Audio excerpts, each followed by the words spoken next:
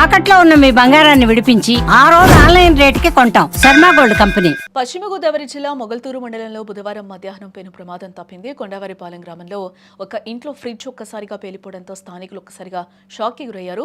ఈ ఘటనతో ఆ ప్రాంతంలో ఒక్కసారిగా కలకలం రేగిందని చెప్పుకోవచ్చు. గ్రామానికి చెందిన బొడ్డుపల్లి రమేష్ బాబు ఇంట్లోనే ఈ ప్రమాదం చోటు చేసుకుంది. ఇంట్లో ఉన్న ఎల్జీ కంపెనీకి చెందిన ఫ్రిడ్జ్లో మొదట షార్ట్ సర్క్యూట్ ఏర్పడింది. అది కాస్త తీవ్రమై ఫ్రిడ్జ్ ఒక్కసారిగా కూడా బాంబులా పేలిపోయింది.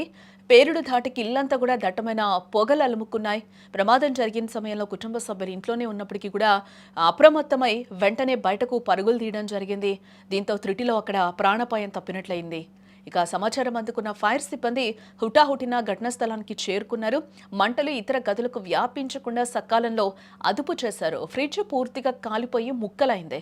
కేవలం షార్ట్ సర్క్యూట్ వల్లే ఈ ప్రమాదం జరిగిందని కూడా ప్రాథమికంగా నిర్ధారించారు. ఆ సమయంలో ఇంట్లో ఎవరికి ఏం కాకపోవడంతో రమేష్ బాబు కుటుంబ సభ్యులతో పాటు అక్కడ గ్రామస్తులు కూడా ఊపిరి పీల్చుకున్నారు. ఈ ఘటనపై పోలీసులు కేసు నమోదు చేసుకుని ప్రస్తుతం దర్యాప్తు అయితే చేస్తూ ఉన్నారు. తర్వాత లబ్బర్ అవసరం అవుతుందని చూశానండి. సుడిదరగా ఎక్కడ మంటలు లేవు. మంటలు లేకపోయేటప్పటికి అప్పుడప్పుడు సర్వీస్ లైన్ నుంచి మంటలు వస్తాయండి. మా ఇంటి పక్కన స్తంభం ఉంది. ఆ స్తంభం నుంచి మంటలు వస్తుంటే ఆ మంటలు ఎంత అవి పొగ వచ్చేసింది. కరెంట్ స్తంభం ఆ పొగ నుంచి సర్వీస్ వైర్ నుంచి ఇంట్లోకి వచ్చేసింది. కరెంట్ ఎర్త్ అయిపోయింది.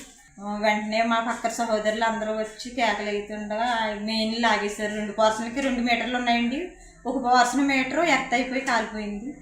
అప్పుడు వెంటనే వచ్చి సరే లాగేస్తారు, ఫ్యూజులు లాగేసి వెంటనే ఆరిపోయారండి. అప్పుడు ఆగింది మంటలు. అప్పుడు ఫైర్ సిబ్బంది కూడా వచ్చారు.